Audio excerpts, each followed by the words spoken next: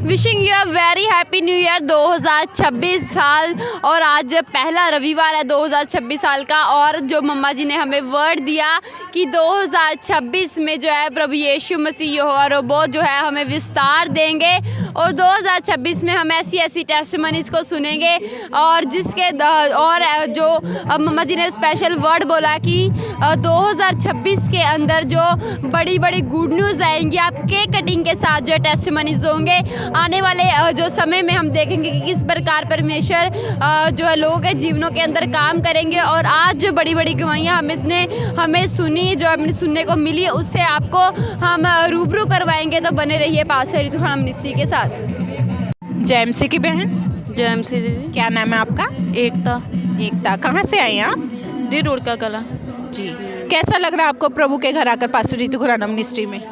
जी। ठीक है, ਇੱਥੇ ਬਹੁਤ ਮਤਲਬ ਫਰਕ, ਮਤਲਬ ਮਨ ਨੂੰ ਸ਼ਾਂਤੀ ਮਿਲ ਰਹੀ ਆ। ਹੁਣ ਪਹਿਲਾਂ ਅਸੀਂ ਬਹੁਤ ਜਗ੍ਹਾ ਮਤਲਬ ਗਏ ਆ, ਅਤੇ ਕਹਿ ਲਓ ਜਿੱਦਾਂ ਹੁਣ ਸਿਆਣਿਆਂ ਦੇ ਕੋਲ ਵੀ ਮੈਂ ਠੀਕ ਨਹੀਂ ਸੀ ਰਹਿੰਦੀ, ਅਤੇ ਕੋਈ ਫਰਕ ਨਹੀਂ ਸੀ ਵੀ ਕਹਿ ਲਓ। ਬਹੁਤ ਜ਼ਿਆਦਾ ਧੱਕੇ ਖਾਧੇ ਆ 3 ਸਾਲਾਂ ਦੇ ਵਿੱਚ, ਪਰ ਇੱਥੇ ਆਈ ਹਾਂ। ਇੱਥੇ ਆ ਕੇ ਮੈਨੂੰ ਵੀ ਲੱਗਾ ਵੀ ਨਹੀਂ, ਵੀ ਇੱਥੇ ਨਾਲੋਂ ਜਗ੍ਹਾ ਹੋਰ। ਕਿੰਨੀ ਦੇਰ ਹੋ ਗਈ ਤੁਹਾਨੂੰ ਇੱਥੇ ਆਉਂਦਿਆਂ ਨੂੰ?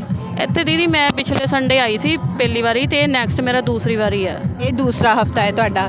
ਤੁਸੀਂ ਕਹਿ ਰਹੇ ਹੋ ਕਿ 3 ਸਾਲ ਹੋ ਗਏ ਤੁਹਾਨੂੰ ਸਿਆਣਿਆਂ ਦੇ ਚੱਕਰ 'ਚ ਪਏ ਹੋਏ, ਬਾਬਿਆਂ ਦੇ ਚੱਕਰ 'ਚ ਪਏ। ਹਾਂਜੀ, ਮੈਂ ਮਤਲਬ ਬੈੱਡ ਤੋਂ ਉੱਠਦੀ ਨਹੀਂ ਸੀ ਹੁੰਦੀ, ਅੱਛਾ ਜੀ। ਅਤੇ ਨਾ ਮੈਂ ਰੋਟੀ ਬਣਾਉਣੀ, ਨਾ ਕੋਈ ਕੰਮ ਕਰਨਾ। ਮੈਨੂੰ ਇੱਦਾਂ ਲੱਗਣਾ ਮੇਰੇ ਕੋਲ ਕੋਈ ਹੈਗਾ, ਤਾਂ ਮੈਨੂੰ ਬਹੁਤ ਜ਼ਿਆਦਾ ਮਤਲਬ ਤਕਲੀਫ ਹੋਣੀ, ਮੇਰੇ ਸਿਰ 'ਤੇ ਵਜਨ ਆ ਜਾਣਾ, ਅਤੇ ਮੈਨੂੰ ਉੱਠਣ ਨਹੀਂ ਦੇਣਾ ਉਸ ਚੀਜ਼ ਨੇ ਮੈਨੂੰ। ਦਬਾਅ ਪੈਂਦੇ ਸੀ ਬੇਸਿਕਲੀ ਤੁਹਾਨੂੰ, ਕਿ ਇਦਾਂ ਲੱਗਦਾ ਸੀਗਾ ਕਿ ਕੋਈ ਕੋਲ ਹੈਗਾ ਵਾ, ਤੁਹਾਨੂੰ ਦਬਾਅ ਪਾ ਰਿਹਾ ਵਾ। ਤੇ ਤੁਸੀਂ ਰਾਤ ਨੂੰ ਵੀ ਨਹੀਂ ਸੌ ਪਾਉਂਦੇ ਸੀ? ਨੂੰ ਸੌਂਦੀ ਨਹੀਂ ਸੀਗੀ ਰਾਤ ਨੂੰ, ਮੈਂ ਜਾ ਕੇ ਕੱਟਣੀ ਸਾਰੀ ਰਾਤ। ਮੈਂ ਦਿਨੇ ਨਹੀਂ ਸੌਣਾ, ਮੈਨੂੰ ਇੱਦਾਂ ਲੱਗਦਾ ਮੈਂ ਪਾਗਲ ਹੋ ਜਾਣਾ।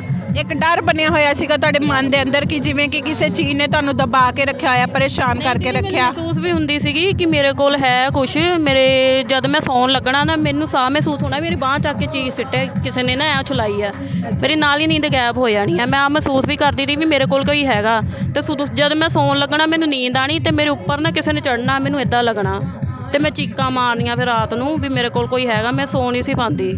ਦੁਸ਼ਟ ਆਤਮਾ ਦਾ ਸਾਇਆ ਜਿਹੜਾ ਤੁਹਾਡੇ ਪਿੱਛੇ ਲੱਗਿਆ ਹੋਇਆ ਸੀਗਾ, ਤੇ ਜਦੋਂ ਤੁਸੀਂ ਸਿਆਣਿਆਂ ਦੇ ਚੱਕਰ 'ਚ ਗਏ ਸੀਗੇ, ਤੇ ਸਿਆਣਿਆਂ ਨੇ ਕੀ ਕੀਤਾ ਤੁਹਾਡੇ ਲਈ ਉਸ ਚੀਜ਼ ਵਾਸਤੇ? ਜੀ, ਸਿਆਣਿਆਂ ਨੇ ਕੀ ਕੀਤਾ, ਗਏ ਆ, ਚਲੋ ਉਹਨਾਂ ਨੇ ਆਪਣਾ ਜੋ ਤੁਹਾਨੂੰ ਪਤਾ ਕਰਦੇ ਆ, ਝਾੜਾ ਕਰ ਲਿਆ, ਇਹ ਕਰਤਾ, ਬਸ ਹਫ਼ਤੇ ਬਾਅਦ ਉਹਨਾਂ ਨੇ ਬੁਲਾ ਲੈਣਾ। ਅਤੇ ਕੀ ਤੁਹਾਡੇ ਕੋਲ ਉਹ ਪੇਮੈਂਟ ਵੀ ਲੈਂਦੇ ਰਹੇ? ਲੈਂਦੇ ਰਹੇ ਸੀ। ਚਲੋ ਅਸੀਂ ਸਾਡੇ ਆਪਣੇ ਘਰੇ ਸਗੋਂ ਖਾਣ ਨੂੰ ਨਹੀਂ ਹੋਣਾ, ਆਪਣੇ ਕਹਿ ਲਓ ਵੀ ਆਪਣੇ ਘਰੇ ਖਾਣ ਨੂੰ ਨਹੀਂ ਹੋਣਾ, ਅਤੇ ਅਸੀਂ ਸਿਆਣਿਆਂ ਨੂੰ ਪੈਸੇ ਦੇ ਕੇ ਆਣੇ। 10-10 ਹਜ਼ਾਰ ਵੀ ਭਰਿਆ ਵਾ ਵੀ ਚਲੋ ਹੁਣ ਜਿਹੜਾ ਬੰਦਾ ਮੌਤ ਦੇ ਮੂੰਹ ਦੇ ਵਿੱਚ ਹੋਵੇ, ਬੰਦਾ ਕਹਿੰਦਾ ਵੀ ਅਸੀਂ ਠੀਕ ਹੋ ਜਾਈਏ, ਹੈ ਨਾ। ਹਾਂਜੀ।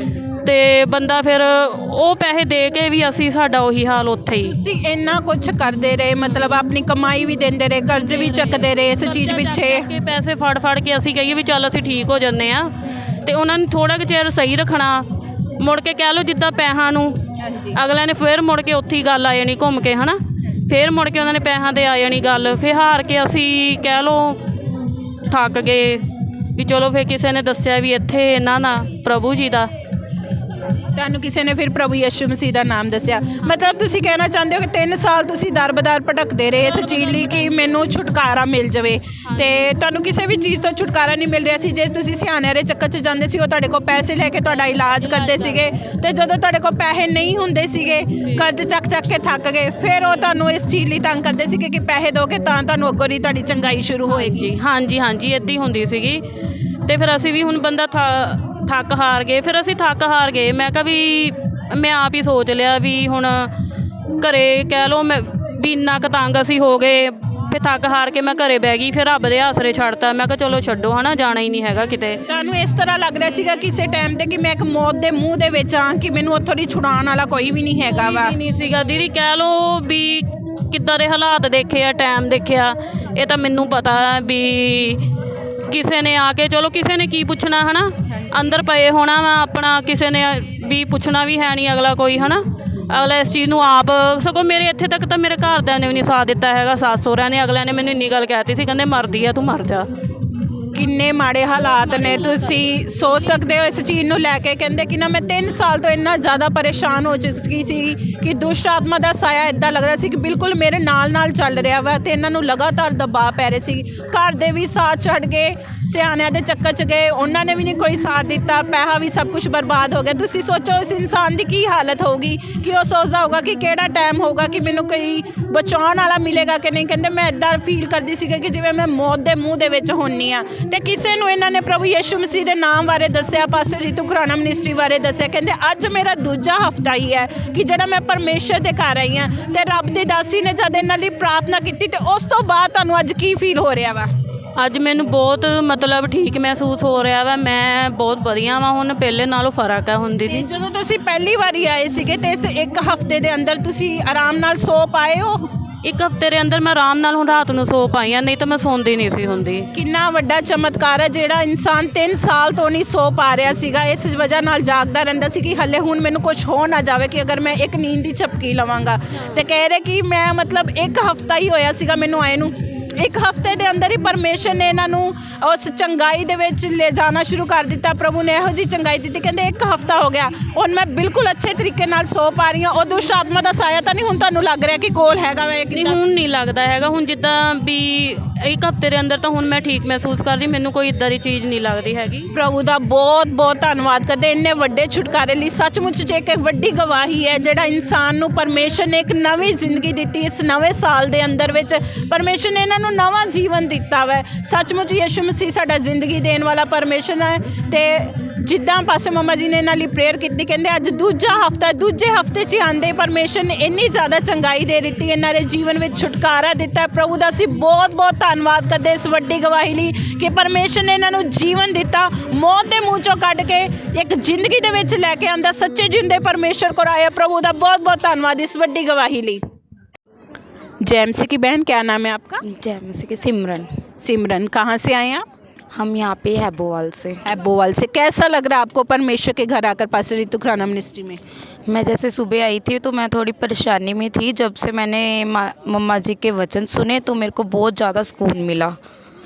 अच्छा, तो आप पहली बार आए हो प्रभु के घर? हाँ जी, पहली बार आई। तो जब सुबह आए थे आप परेशान थे, किसी चीज़ का बोझ बना हुआ था आपके मन के अंदर, तो आप बता रहे कि जैसे आपने परमेश्वर के वचन को सुना और पास्टर मम्मा जी का जब हाथ आपके सर के ऊपर आया, तब उसके बाद से आपको क्या चेंज नज़र आया? मेरे को बहुत ज़्यादा चेंज आया, मेरा शरीर भी थोड़ा हल्का सा हो गया, मेरे को कोई टेंशन नहीं, ऐसे लग रहा है मैं बिल्कुल ठीक हूँ।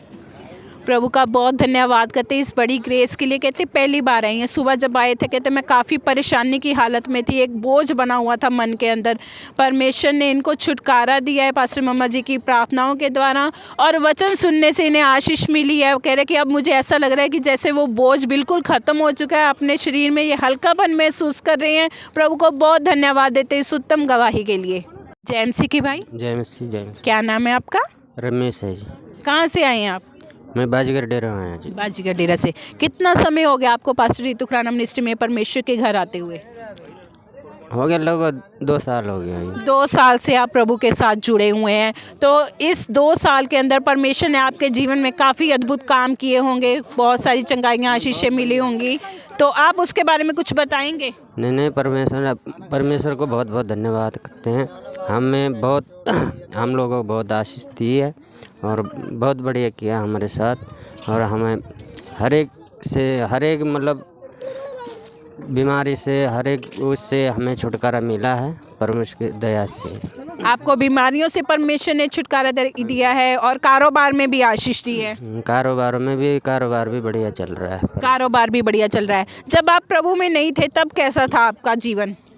तो उस टाइम बहुत हम लोगों का बहुत बेकार था, मतलब हर एक चीज़ में मतलब इधर उधर कुछ ही कमी आती रहती थी, तंगी बनी हुई थी बेसिकली घर में, खाने के लिए रोटी में कमी होना या कारोबार में जैसे आशीष नहीं थी, हर चीज़ की घटी रहती थी। हाँ जी, बहुत तकलीफ झेली हमने जी। बहुत तकलीफ झेली आपने, इतना लॉन्ग टाइम से आप मतलब पीड़ा के अंदर थे, लेकिन जैसे ही आप पास्टर रीतू खुराना मिनिस्ट्री में परमेश्वर के घर आते हैं, वो सही सामर्थ्य हाथ जब आपके सर के ऊपर आया, तो उसके बाद से परमेश्वर ने आपके जीवन में काफ़ी चेंजेस लेकर आए। क्या क्या आशीष थी आप बता सकते हैं? किस बीमारियों से परमेश्वर ने आपको छुटकारा दिया, आपके परिवार को? नहीं, बीमारी तो अब वो उधर है ही है, छुटकारा दिया है, सब चीज़ मतलब सही है अभी हम लोगों का। सब कुछ परमेश्वर ने सही कर सही दिया कर है। दिया, कर दिया। अब कोई किसी चीज़ को लेके परेशानी तो नहीं है, कोई तंगी तो नहीं नहीं नहीं है। नहीं, कोई परेशान नहीं है जी। बहुत अब आप आनंदित हैं परमेश्वर में। आनंदित हैं, आशीष हमें बहुत भरपूर मिली है परमेश्वर से। प्रभु को बहुत बहुत धन्यवाद देते कहते। हाँ जी, हम लोगों को मतलब परमेश्वर को ग्रहण किए तो हमें कम से कम 14-15 साल हो गया जी।